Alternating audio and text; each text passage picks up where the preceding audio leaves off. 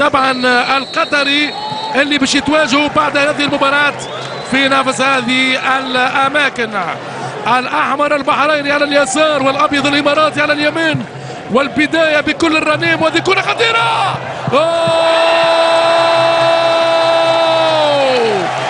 جول! الهدف الأول، الإمارات نار نار نار منذ بداية المشوار.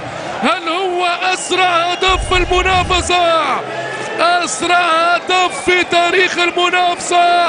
قد يحتم الهدف التاريخي للكويتي فتحي كميل في 1970 في لقاء الكويت والصين.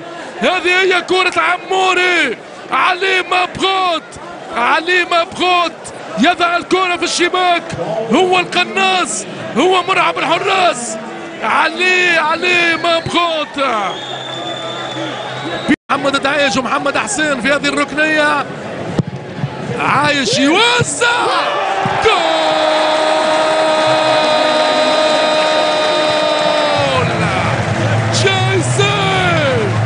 جايسي فعلا جايسي.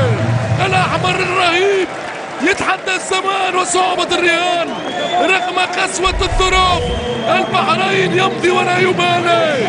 رأسية الأسمراني تركت الدفاع الإماراتي يواني.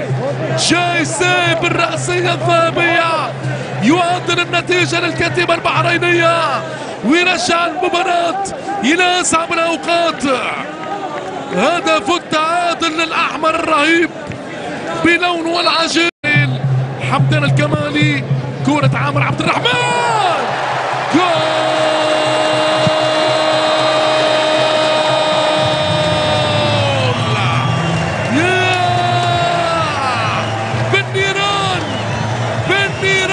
بالنيران يكتوي البحرين في هذا الزمان. محمد حسين يغالط حارسه سيد محمد جعفر.